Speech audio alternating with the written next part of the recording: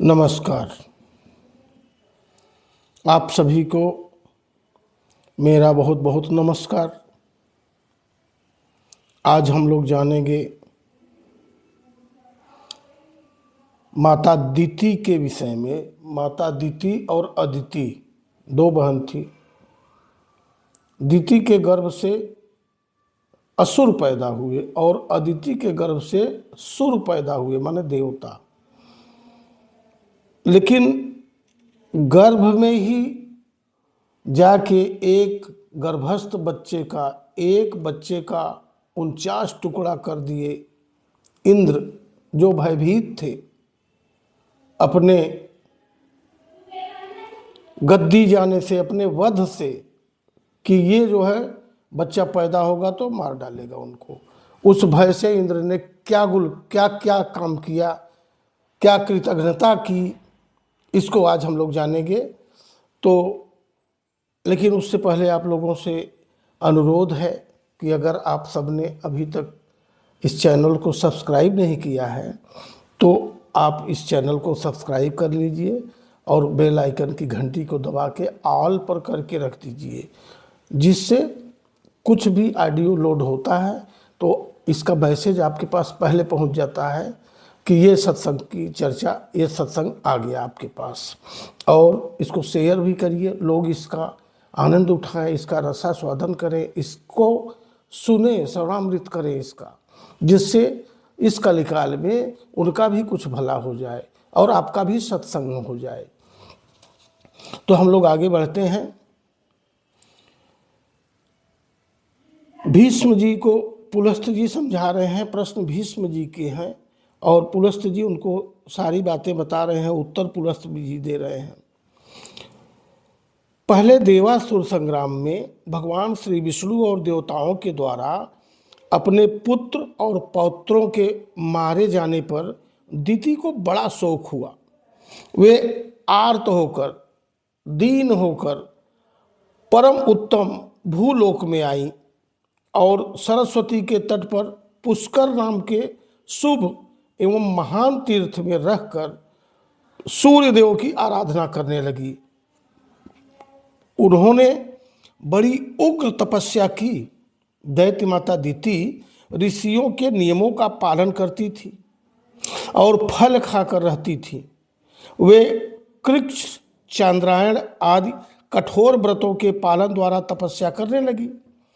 जरा और शोक से व्याकुल होकर उन्होंने 100 वर्षों से कुछ अधिक काल तक तप किया। उसके बाद वशिष्ठ आदि महर्षियों से पूछा, मुनिवरों, क्या कोई और ऐसा व्रत भी है जो मेरे पुत्र शोक को नष्ट करने वाला हो? क्योंकि हिरणाक्ष, हिरण्याकश्यप तो इन्हीं के बच्चे थे और जो मारे जा चुके थे देवासुर संग्राम में। पुत्र शोक को नष्ट करने वाला तथा इहलोक और परलोक में भी सौभाग्य रूप फल प्रदान करने वाला हो, ऐसा कोई व्रत है? यदि हो तो बताइए। वशिष्ठ आदि महर्षियों ने ज्येष्ठ की पूर्णिमा का व्रत बताया, ज्येष्ठ महीना की पूर्णिमा का व्रत बताया तथा दिति ने भी उस व्रत का सांगोपांग वर्णन सुनकर उसका यथावत अनुष्ठान किया। उस व्रत के महात्म्य से प्रभावित होकर कश्यप जी बड़ी प्रसन्नता के साथ दिति के आश्रम पर आए। दिति का शरीर तपस्या से कठोर हो गया था, किंतु कश्यप जी ने उन्हें पुनः रूप और लावण्य से युक्त कर दिया और उनसे वर मांगने का अनुरोध किया। तब दिति ने वर मांगते हुए कहा, भगवान, मैं इंद्र का वध करने के लिए एक ऐसे पुत्र की याचना करती हूँ जो समृद्धशाली, अत्यंत तेजस्वी तथा समस्त देवताओं का संहार करने वाला हो। कश्यप जी ने कहा, शुभे, मैं तुम्हें इंद्र का घातक एवं बलिष्ठ पुत्र प्रदान करूंगा जो इंद्र को खत्म कर देगा, समाप्त कर देगा।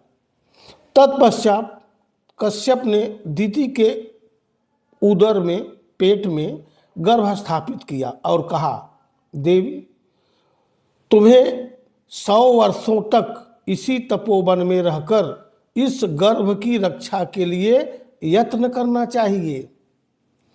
और कश्यप जी जो जो समझा रहे हैं, इसके आगे जो मैं बात कहूँगा वो हर गर्भिणी को करना चाहिए। कोई भी गर्भिणी हो उसको आप ध्यान से सुनिए, क्योंकि ये पद्म पुराण की बातें हैं और पद्म पुराण सारे नियम संयम ही समझाता है। और कश्यप जी ने कहा, गर्भिणी को संध्या के समय भोजन नहीं करना चाहिए तथा वृक्ष की जड़ के पास न तो कभी जाना चाहिए और न ठहरना ही चाहिए।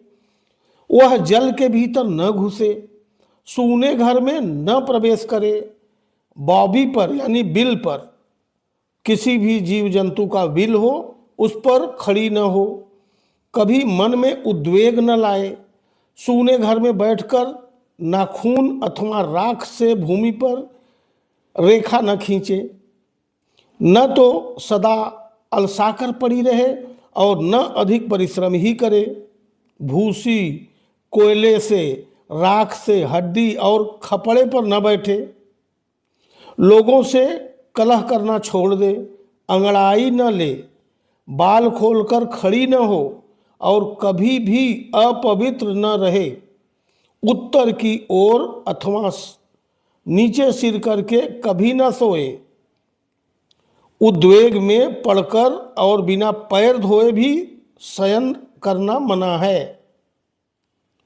अमंगल युक्त वचन मुंह से न निकाले, अधिक हंसी मजाक भी न करे, गुरुजनों के साथ सदा आदर का बर्ताव करे, मांगलिक कार्यों में लगी रहे, सर्व औषधियों से युक्त जल के द्वारा स्नान करे, अपनी रक्षा का प्रबंध करे, गुरुजनों की सेवा करे और वाणी से सबका सत्कार करती रहे, स्वामी के प्रिय और हित में तत्पर रहकर सदा प्रसन्न मुखी बनी रहे, किसी भी अवस्था में कभी पति की निंदा न करे। यह कहकर कश्यप जी सब प्राणियों के देखते देखते अंतर ध्यान हो गए। ये जितनी बातें कश्यप जी ने समझाई थी वो सभी गर्भिणियों के लिए आज भी लागू हैं। ये सब जानना चाहिए हर स्त्री को।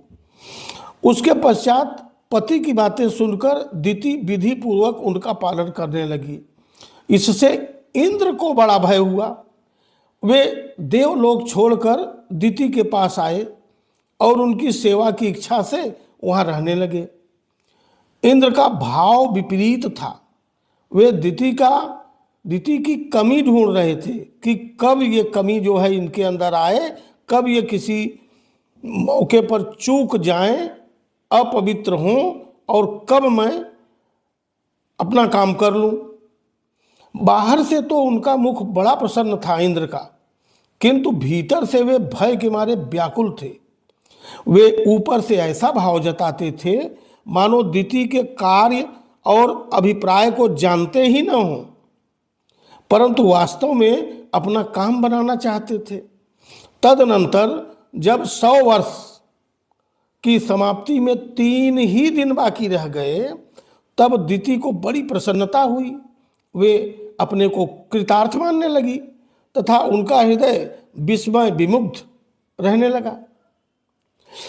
उस दिन वे पैर धोना भूल गईं और बाल खोले हुए ही सो गईं। इतना ही नहीं, निद्रा के भार से दबी होने के कारण दिन में उनका सिर कभी नीचे की ओर आ गया।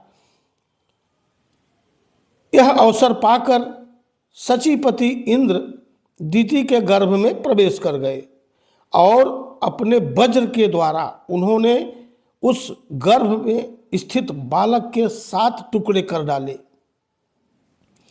तब वे 7 टुकड़े सूर्य के समान तेजस्वी 7 कुमारों के रूप में परिणित हो गए।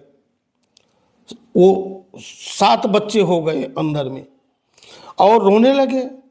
उस समय दानव शत्रु इंद्र ने उन्हें रोने से मना किया तथा पुनः उनमें से एक एक के 7 टुकड़े कर दिए।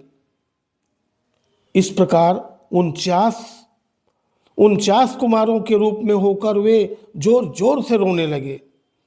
तब इंद्र ने मां रुदध्वम मत रो ऐसा कहकर उन्हें बारंबार रोने से रोका और मन ही मन सोचा कि ये बालक धर्म और ब्रह्मा जी के प्रभाव से पुनः जीवित हो गए हैं। इस क्षमा करिएगा, इस पुण्य के योग से ही इन्हें जीवन मिला है। ऐसा जानकर वे इस निश्चय पर पहुंचे कि यह पौर्णमासी व्रत का फल है। निश्चय ही इस व्रत का अथवा ब्रह्मा जी की पूजा का यह परिणाम है कि वज्र से मारे जाने पर भी इनका विनाश नहीं हुआ। ये एक से अनेक हो गए, फिर भी उदर की रक्षा हो रही है, पेट की रक्षा हो रही है, गर्भ की रक्षा हो रही है। इसमें संदेह नहीं कि ये अवध्य हैं, ये अमर हैं, इसलिए ये देवता हो जाएं, ऐसा ठीक रहेगा, ये देवता ही हो जाएं। जब ये रो रहे थे उस समय मैंने इन गर्भ के बालकों को माँ रुद्र कहकर चुप कराया है, इसलिए ये मारुदह कहकर चुप करा, इसलिए मरुत नाम से प्रसिद्ध होकर कल्याण के भागी बने। ऐसा विचार कर इंद्र ने दिति से कहा, माँ मेरा अपराध क्षमा करो, मैंने अर्थशास्त्र का सहारा लेकर यह दुष्कर्म किया है। इस प्रकार बारंबार कहकर उन्होंने दिति को प्रसन्न किया और मरुदगणों के वो 49 मरुद हुए। मरुदगण अर्थात हवा 49 प्रकार की, वायु के गण हुए, ये हवा हुए 49 प्रकार की। जब हनुमान जी लंका जला दिए, आग लगा दिए, तो उस टाइम में ये चौपाई आई है, ते ही अवसर हरि प्रेरित चले मरुद 49 प्रकार की हवाएं तब चलने लगी, और जहां बाकियों की बचा था वो लंका भी जल गई उन हवाओं के प्रभाव से। तो ये मरुदगण हुए 49। अब मरुदगणों को देवताओं के समान बना दिया प्रभु इंद्र ने। तत्पश्चात देवराज ने पुत्रों सहित दिति को विमान पर बिठाया और उनको साथ लेकर वे स्वर्ग को चले गए। मरुदगण यज्ञ भाग के अधिकारी हुए, अब उनको यज्ञ में भाग दिया जाता है। उन्होंने असुरों से मेल नहीं किया, इसलिए वे देवताओं के प्रिय हुए। ये थी मरुदगणों के अवतार की उत्पत्ति की कहानी, जो कपट करके इंद्र ने उनका विनाश करना चाहा था।